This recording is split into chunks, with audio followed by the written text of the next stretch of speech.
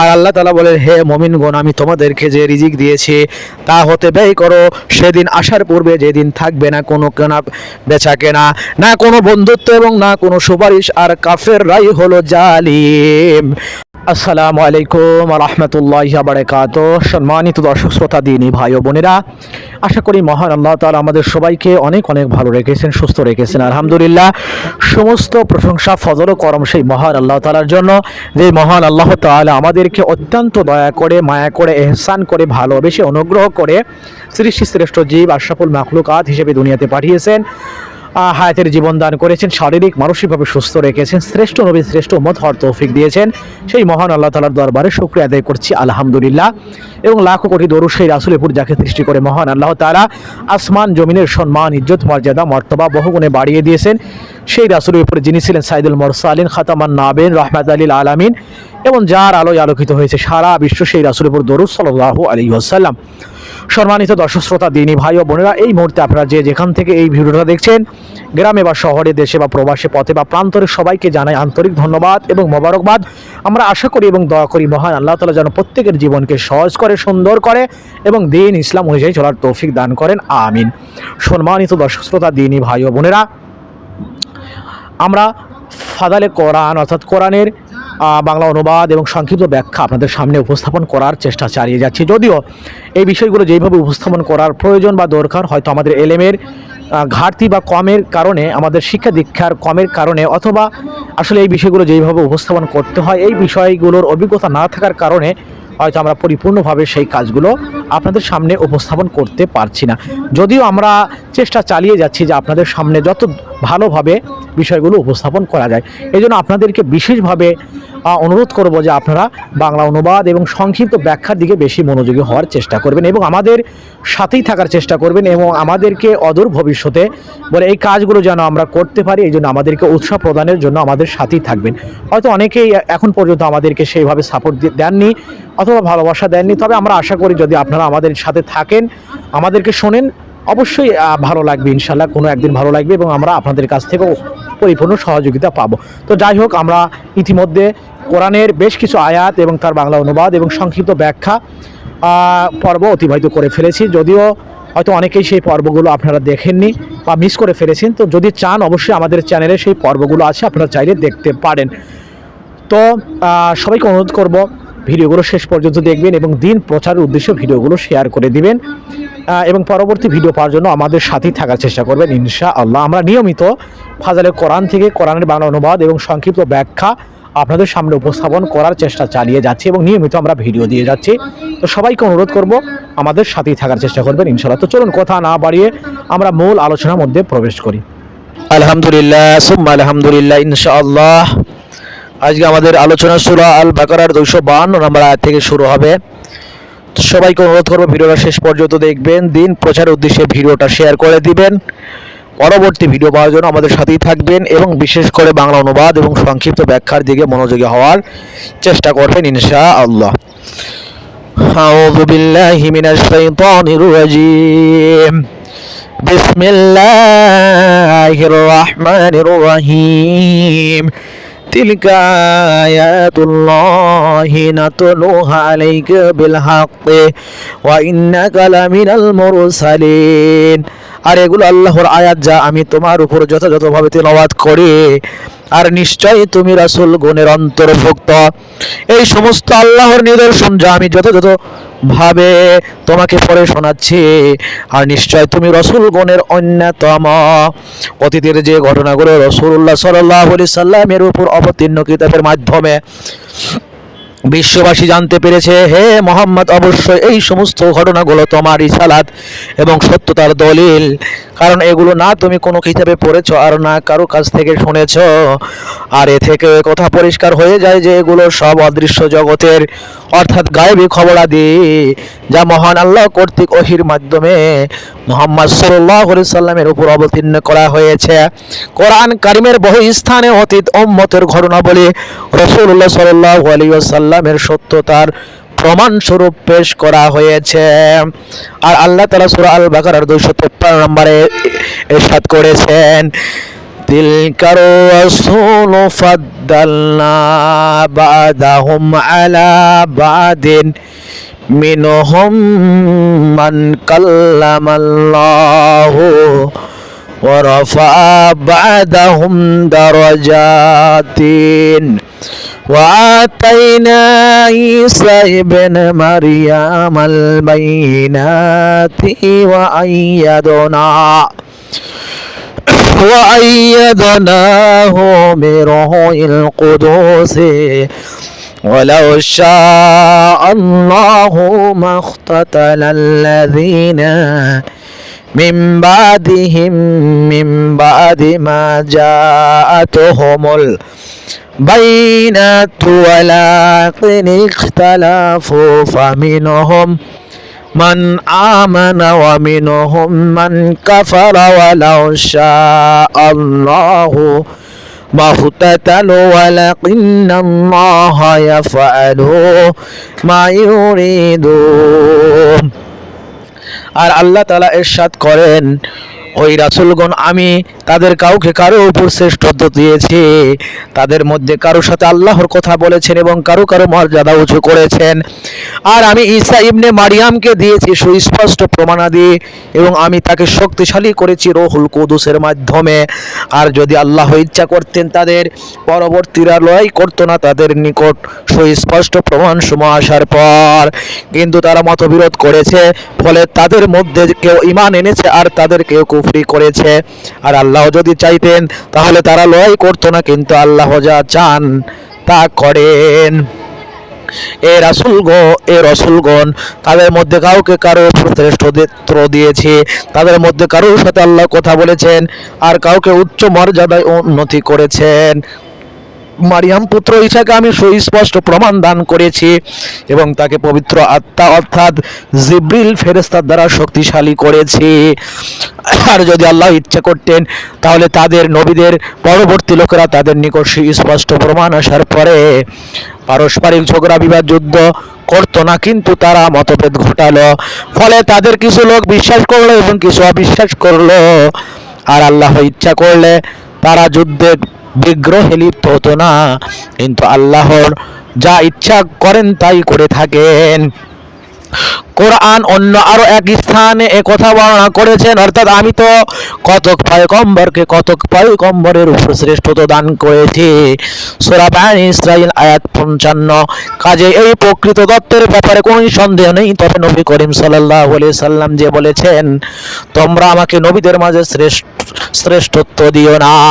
বুখারী 4638, মুসলিম 2373 নং হাদিস। এ থেকে একে অন্যের উপর শ্রেষ্ঠত্বের স্বীকৃতি সাব্যস্ত হয় না, বরং এ থেকে উম্মতকে নবীদের ব্যাপারে আদব ও সম্মান দানের শিক্ষা দেওয়া হচ্ছে যে তোমরা যেহেতু সেসমূহ বৈশিষ্ট্য এবং বিষয়াদি সম্পর্কে অবহিত নও যার ভিত্তিতে তাদেরকেও অন্যের উপর শ্রেষ্ঠত্বের অধিকারী হয়েছেন, তাই তোমরা আমার শ্রেষ্ঠত্ব এমনভাবে বর্ণনা করো না যাতে অন্য নবীদের মর্যাদা ক্ষুণ্ণ হয়। নবীদের পারস্পরিক শ্রেষ্ঠত্ব এবং সমস্ত নবীদের উপর সর্বশেষ নবী হযরত মুহাম্মদ সাল্লাল্লাহু আলাইহি সাল্লামের শ্রেষ্ঠত্ব মর্যাদা তো সুসাব্যস্ত বিষয় এবং আহলে সুন্নাহ ঐক্যমতপূর্ণ বিশ্বাস যা কোরআন ও হাদিস দ্বারা প্রমাণিত। অর্থাৎ সেই সব মুজিজা যা ঈসা আলাইহিস সালামকে দেওয়া হয়েছিল, যেমন মৃতকে জীবিত করা, এর বিস্তারিত আলোচনা সূরা আলে ইমরানে আসবে ইনশাআল্লাহ। রূহুল কুদুস থেকে জিবরিল আলাইহিস সালামকে বোঝানো হয়েছে আর একথা পূর্বে অতিবাহিত হয়েছে। এই বিষয়টাকে মহান আল্লাহ কোরআনের কয়েক স্থানে বর্ণনা করেছেন। এর অর্থ এই নয় যে আল্লাহ নাজিল করা দ্বীনে মতভেদ পছন্দনীয়, এটা তো আল্লাহর নিকট খুবই অপছন্দনীয়। তার পছন্দনীয় ও সন্তোষজনক জিনিস হলো সমস্ত মানুষ তার নাজিল করা শরীয়তকে অবলম্বন করে জাহান্নামের আগুন থেকে বেঁচে যাক। এজন্যই তিনি গ্রন্থসমূহ অবতীর্ণ করেন, ক্রমাগতভাবে নবীদের প্রেরণ করেন এবং নবী করিম সাল্লাল্লাহু আলাইহি সাল্লামকে প্রেরণ করে রিসালাতের ইতি টানেন। এরপরও খলিফাগণ, ওলামা এবং দ্বীনের আহ্বায়কদের মাধ্যমে সত্যের প্রতি আহ্বান, ভালো কাজের আদেশ এবং মন্দ কাজে বাধা প্রদানের ধারাবাহিকতা জারি রাখা এবং তার গুরুত্বকে তুলে ধরে তার প্রতি তাগিদ করা হয়। এত ব্যবস্থা কেন? এই জন্যই যে মানুষ যাতে আল্লাহর পছন্দনীয় পথকে অবলম্বন করে, কিন্তু যেহেতু তিনি হেদায়েত এবং গোমরাহির উভয় পথ প্রদর্শন করে দিয়ে মানুষকে কোনো একটি পথ অবলম্বন করার জন্য বাধ্য করেননি, বরং পরীক্ষার জন্য তাকে কোনো একটি পথ নির্বাচন করার ইচ্ছা এবং স্বাধীনতা দিয়েছেন। সুতরাং কেউ এই এখতিয়ারের সৎ ব্যবহার করে মুমিন হয়ে যায়, আবার কেউ এই এখতিয়ারের অসৎ ব্যবহার করে কাফের হয়ে যায়। অর্থাৎ এটা তার কৌশল এবং ইচ্ছা সম্পর্কীয় বিষয়, যা তার সন্তুষ্টি ও পছন্দ থেকে ভিন্ন জিনিস। আর মহান আল্লাহ তাআলা 254 নম্বর আয়াতে ইরশাদ করেছেন, ইয়া আইয়ুহাল্লাযীনা আমানু আনফিকু মিম্মা রাযাকনাকুম মিন ক্বাবলি আন ইয়াতিয়া ইয়াউমুন লা বাইউন ফীহি ওয়ালা খুল্লাতু ওয়ালা শাফাআতু ওয়াল কাফিরুনা হুমুজ জালিমুন। আর আল্লাহ তাআলা বলেন, হে মুমিনগণ, আমি তোমাদেরকে যে রিজিক দিয়েছি তা হতে ব্যয় করো সেদিন আসার পূর্বে, যেদিন থাকবে না কোনো কেনা বেচা কেনা, না কোনো বন্ধুত্ব এবং না কোনো সুপারিশ, আর কাফেররাই হলো জালিম। অর্থাৎ হে বিশ্বাসীগণ, আমি তোমাদেরকে যে রুজি দান করেছি তা থেকে তোমরা দান করো সেই দিন আসার পূর্বে, অর্থাৎ শেষ বিচারের দিন আসার পূর্বে, যেদিন কোনো প্রকার ক্রয় বিক্রয়, বন্ধুত্ব এবং সুপারিশ থাকবে না। আর অবিশ্বাসীরাই হলো সীমালঙ্ঘনকারী। ইয়াহুদি, খ্রিস্টান এবং কাফের এবং মুশরিকরা নিজেদের ইমাম অর্থাৎ নবী, ওলি, বুজুর্গ এবং পীর মুর্শিদ ইত্যাদিদের ব্যাপারে এই বিশ্বাস রাখতো যে আল্লাহর উপর তাদের এত প্রভাব যে তারা নিজেদের ব্যক্তিত্বের প্রভাবে তাদের অনুসারীদের ব্যাপারে যা চাইবেন আল্লাহর কাছ থেকে তা মানিয়ে নিতে পারবেন এবং মানিয়ে নেবেন। আর এটাকেই তারা শাফাআত বা সুপারিশ বলে। অর্থাৎ প্রায় বর্তমানের অজ্ঞ মুসলিমদের মতোই ছিল তাদের আকীদা এবং বিশ্বাস। এদের বর্তমানের অজ্ঞদের কথা হলো, আমাদের বুজুর্গরা আল্লাহর কাছে দৃঢ় প্রতিজ্ঞা নিয়ে বসে যাবেন এবং ক্ষমা করিয়েই উঠবেন। এই আয়াতে বলা হয়েছে যে আল্লাহর নিকট এরকম কোনো সুপারিশের অস্তিত্বই নেই। এছাড়া আয়াতুল কুরসি এবং আরো অনেক আয়াতে ও হাদিস সমূহে বলা হয়েছে যে সেখানে অর্থাৎ কিয়ামতে এক দ্বিতীয় প্রকারের শাফাত অবশ্যই হবে, কিন্তু এই শাফাত কেবল তারাই করতে পারবে যাদেরকে আল্লাহ অনুমতি দান করবেন। আর এই সুপারিশ কেবল সেই বান্দার জন্যই করতে পারবেন যার জন্য মহান আল্লাহ অনুমতি দিবেন। তিনি এই অনুমতি কেবল তাওহীদবাদীদের জন্যই দেবেন। আর এই সুপারিশ ফেরেশতারাও করবেন, নবী, রাসূল এবং শহীদ ও সালেহিনরাও করবেন। তবে তাদের মধ্যেকার কোন ব্যক্তিকে কোন দাব ও চাপ আল্লাহর উপর কোনো দাব এবং চাপ আল্লাহর উপর থাকবে না। অর্থাৎ তাদের মধ্যেকার কোনো ব্যক্তিত্বের কোনো দাব চাপ, কোনো মর্যাদা ইত্যাদি ইত্যাদি আল্লাহর উপর থাকবে না, বরং তারাই আল্লাহর ভয়ে এত ভীত সন্তুষ্ট হবেন যে তাদের মুখমণ্ডল বিবর্ণ হতে থাকবে। মহান আল্লাহ বলেন, তারা সুপারিশ করে কেবল তাদের জন্য যাদের প্রতি তিনি সন্তুষ্ট এবং তারা তার ভয়ে ভীত সন্তুষ্ট। সূরা আম্বিয়া 28 আয়াত নাম্বার 28। তো এই আয়াত থেকে প্রতীয়মান হয় যে মহান আল্লাহ তাআলা যাকে ইচ্ছা করবেন কিয়ামতের কঠিন ময়দানে সুপারিশের অনুমতি দিবেন, এবং যাদেরকে সুপারিশের অনুমতি দিবেন তারা কিন্তু আল্লাহর সালেহিন নেককার বান্দা হবে, নবী হবে, রাসূল হবে, ফেরেশতা হবে। এবং যারা দুনিয়াতে সৎভাবে জীবন যাপন করবে, আল্লাহ রাসূলের অনুসরণ করবে, 100% জীবনকে ইসলামের ছায়াতলে নিয়ে এসে ইসলামের বিধিবিধান অনুযায়ী চলবে। আর যারা যাদেরকে শাফায়াতের ব্যাপারে অগ্রাধিকার দেওয়া হবে, আল্লাহ তাআলা অনুমতি দিবেন, তারাও কিন্তু মুমিন হতে হবে, মুসলমান হতে হবে। তো বর্তমান সমাজের দৃষ্টিতেও আমরা অনেক সময় দেখতে পারি আমাদের মধ্যে এই ভুল ধারণা আছে যে অমুকে আমাকে জান্নাতে নিয়ে যাবে, অমুকে আমাকে সুপারিশ করবে, অমুক ওলি, অমুক পীর, অমুক বুজুর্গ, অমুক হাফেজ, অমুক কারি, অমুক মাওলানা, অমুক মুফতি বলে। এই ধরনের যারা চিন্তার মধ্যে আছি আমরা কিন্তু ভুলের মধ্যে আছি। প্রথমত আমরা জানি না আল্লাহ তাআলা আমাকে সুপারিশের জন্য কাউকে অনুমতি দিবেন কিনা বা আমি সেই অনুমতির উপযুক্ত হব কিনা। আর দ্বিতীয়ত এটাও জানি না যে মহান আল্লাহ তাআলা কাউকে সেইভাবে নির্বাচন করবেন কিনা যে কিনা আমাকে এইভাবে শাফায়াতের জন্য এইভাবে অনুমতি চাইবে অথবা আল্লাহ তাআলার কাছে অনুমতি গ্রহণ করবেন। এই জন্য বুদ্ধিমান সেই যে দুনিয়াতে থেকে আখিরাতের মাল সঞ্চয় করে, আখিরাতের পুঁজি সঞ্চয় করে, এই জন্য অন্যের উপরে নির্ভর করে। পার্থিব জীবনেও যেমন আমরা চলতে চাই না বা চলাটা বোকামি, ঠিক মৃত্যুর পরেও অন্যের উপরে নির্ভর করে পরনির্ভরশীল হয়ে আমাদের মোটেও ওই ধরনের চিন্তা ভাবনা করা উচিত নয়। যদি সেইভাবে আমরা চলি তাহলে আমাদের ধ্বংস অনিবার্য হয়ে যাবে। দুনিয়াতে আল্লাহ তাআলার হুকুম পরিপূর্ণভাবে মেনে রাসূলের সুন্নত তরিকা জীবন জিন্দেগি পরিচালনা করার পরে আমরা আশা রাখতে পারি যে স্বয়ং আল্লাহর নবী আমাদেরকে শাফায়াত করবেন, আমাদেরকে হাউজের পানি পান করাবেন, আমাদের হাউজের কাউসারের পানি পান করিয়ে আমাদের ধন্য করবেন। আর আমরা আশা রাখি আল্লাহ তাআলা আমাদেরকে যেহেতু মুমিন হিসেবে দুনিয়াতে পাঠিয়েছেন, আমরা আমাদের সর্বোচ্চ দিয়ে আল্লাহ তাআলাকে রাজি খুশি করার চেষ্টা করি, ইবাদত বন্দেগী করি, নামাজ কালাম রোজা হজ জাকাত যে ফরজ ইবাদতগুলো আছে পরিপূর্ণভাবে আদায় করি, পিতা মাতার সেবা করি, দাওয়াত আর তাবলীগের কাজ করি, মানুষকে সৎ কাজে আদেশ করি, অসৎ কাজে নিষেধ করি, গুনার কাজ থেকে যত সম্ভব বেশি থাকি নেকের কাজের প্রতি এবার যত সম্ভব প্রতিযোগিতা করি।